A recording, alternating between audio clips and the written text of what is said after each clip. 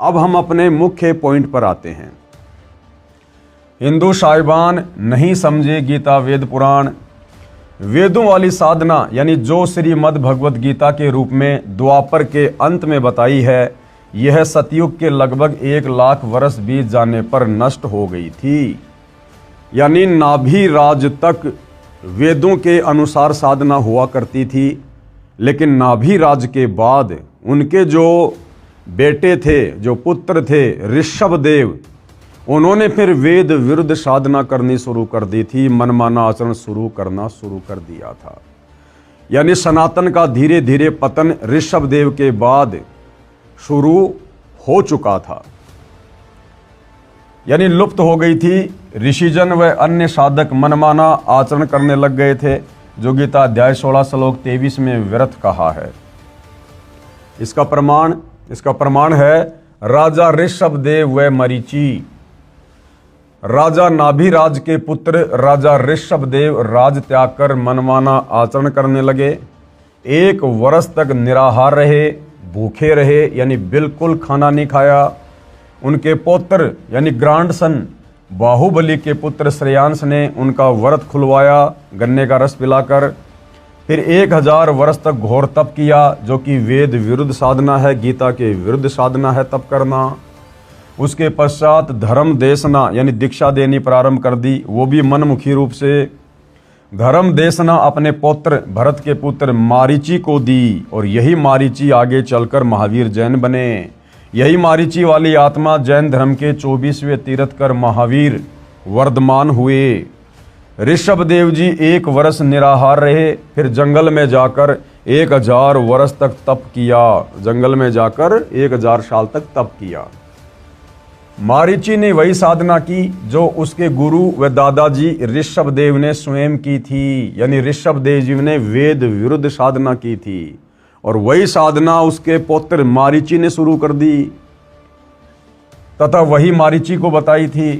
गीता अध्याय 6 श्लोक 16 में कहा है कि हे भारत, योग यानी साधना न तो बिल्कुल न खाने वाले की, न अधिक खाने वाले की, न अधिक जागने वाले की, और न अधिक सोने वाले की सफल होती है। अब भाइयों और बहनों, गीता का ज्ञान देने वाला भगवान ये ब्रह्म गीता जी में क्या कह रहा है अर्जुन को कि हे अर्जुन, जो व्यक्ति बिल्कुल भी भोजन नहीं करता है और भक्ति भी करता है, उसकी भक्ति साधना कभी सफल नहीं होती। तो बिल्कुल न खाने का मतलब है व्रत करना। तो ऋषभदेव जी ने वेद विरुद्ध साधना की, 1 वर्ष तक निराहार रहे, उन्होंने व्रत किया, कुछ भी नहीं खाया, यानी वेद विरुद्ध साधना, गीता के विरुद्ध साधना। यानी निराहार रहने वाले की भक्ति व्यर्थ है।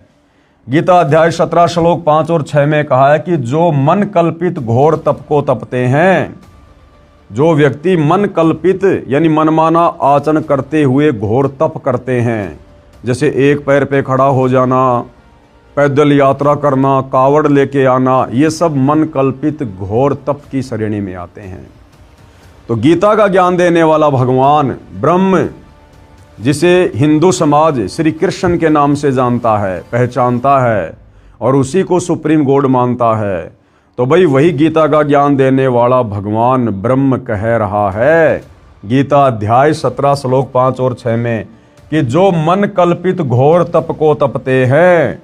और भाई आज वर्तमान में पूरा का पूरा हिंदू समाज मन कल्पित साधना में लगा हुआ है। वे शरीर में स्थान स्थान पर विराजमान शक्तियों व अन्य जीवों को, जो शरीर में जीवाणु हैं, उनको तथा मुझे दुखी करने वाले हैं, पीड़ा देने वाले हैं, उनको असुर स्वभाव के जान, यानी उनको राक्षस प्रवृत्ति के जान। कहाँ लिखा है? गीता अध्याय 17 श्लोक 5 और 6 में। अब निष्कर्ष क्या दे रहे हैं पूज्य गुरुदेव भगवान? निष्कर्ष श्री ऋषभदेव जी, उसके पुत्र व शिष्य मारीची ने भी ऐसी साधना की, यानी गीता के विरुद्ध साधना, वेदों के विरुद्ध साधना, जिस कारण से मारीची के जीव ने, यानी मारीची वाली आत्मा ने महावीर जैन तक के जीवन के बीच के जन्मों में जो लाभ व हानि हुई वह संक्षिप्त में इस प्रकार है। यानी ऋषभ देव जी का अनुसरण करने के कारण मारीची वाली आत्मा ने भी आजीवन वेद विरुद्ध साधना की। और मारीची से लेकर, यानी मारीची हुए थे सतयुग में, और मारीची से लेकर महावीर जैन तक का सफर उसी आत्मा का। तो महावीर जैन हुए अब कलयुग में, और मारीची वाली आत्मा हुई थी सतयुग में। तो इस बीच तो कई लाखों वर्ष का जीवन व्यतीत हो गया। तो मारीची वाली आत्मा जो सतयुग में थी उस समय से लेकर और महावीर जैन तक के जीव का सफर जो उसने तय किया उस आत्मा ने, इस दौरान उस वेद विरुद्ध साधना के करने के चलते उस मारीची वाली आत्मा ने कितने शरीर धारण किए, कैसी कैसी योनियां धारण की, कैसे कैसे कष्ट उठाए उस वेद विरुद्ध साधना के करने के चलते। तो सोचिए भाई और बहनों, वर्तमान में पूरा विश्व क्या साधना कर रहा है? वही मन कल्पित मनमाना आचरण, वेद विरुद्ध साधना। तो आप और हमने भी इसी प्रकार से कष्ट भोगा है जो मारीची वाली आत्मा ने भोगा। अब हम आगे पढ़ेंगे कि किन किन शरीरों को मारीची वाली आत्मा ने धारण किया और कष्ट उठाया वेद विरुद्ध साधना करने के चलते। कभी भीलों के राजा का जन्म जिया, यानी जंगलों में भटका, शिकार किया, कच्चे जानवर खाए। कभी देवता बना, कभी स्वर्ग में गया, कभी नरक में गिरा। 60 करोड़ बार गधा बना। वो महावीर जैन वाली आत्मा जो सतयुग में मारीची था, 60 करोड़ बार गधा बना वेदों के विरुद्ध साधना करने के चलते, जो साधना आज पूरा विश्व कर रहा है। 60 करोड़ बार गधा बना, 30 करोड़ बार कुत्ता बना, 20 करोड़ बार बिल्ली का जीवन पाया, स्त्री भी बना, नपुंसक हजारों बार बना। फिर महावीर वर्धमान जैन का जन्म हुआ और आगे चलकर फिर वो महावीर भगवान बना। महावीर वर्धमान ने 363 पाखंड मत चलाए। एक तो भाइयों और बहनों वो मारीची वाली आत्मा महावीर जैन वैसे ही वेद विरुद्ध साधना कर रही थी, और महावीर जैन का जन्म प्राप्त करके और उसने 363 पाखंड मत शुरू कर दिए। तो सोचिए आज का जैन समाज क्या साधना कर रहा है।